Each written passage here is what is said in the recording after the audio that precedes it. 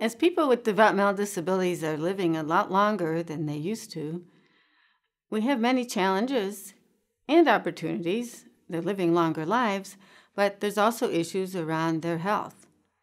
Because what happens is for many people with developmental disabilities, they experience age-related losses earlier than many other people and chronic conditions earlier than other people.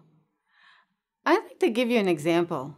I'm going to tell you about Daphne. Daphne happens to be my sister, and she almost died several years ago. She had been living in a group home and was wandering in the streets and got hit by a car. And over the years, she now is in a wheelchair. She does have cerebral palsy. And what happened is she had terrible health behaviors and ended up gaining up to 400 pounds and developed diabetes where she needed shots 4 times a day. And eventually she landed in the hospital. She had ulcers on her behind. She became very ill. She ended up in a nursing home, and eventually she ended up in a much better place. What do we learn from this? One of the things is that for many people with developmental disabilities, they have what we call a cascade of disparities.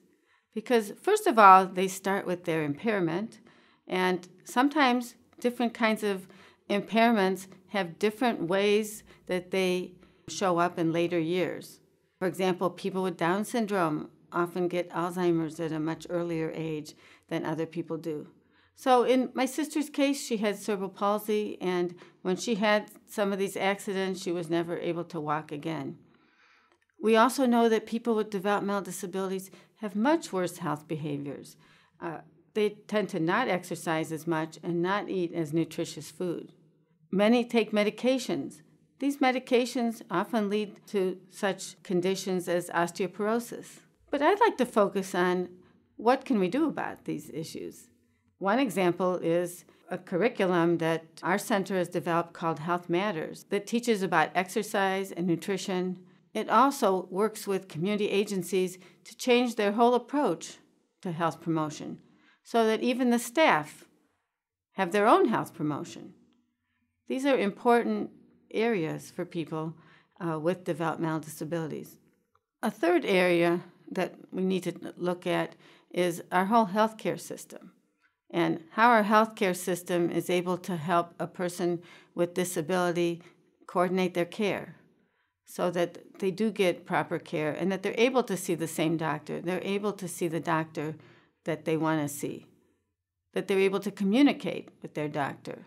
These are all important as we look at the health and wellness of people with disabilities.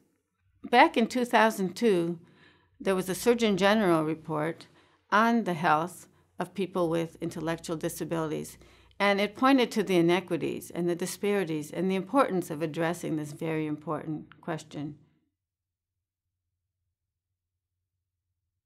Since 2002, we've made a lot of progress, but there's still a long way to go. We still have all those health disparities.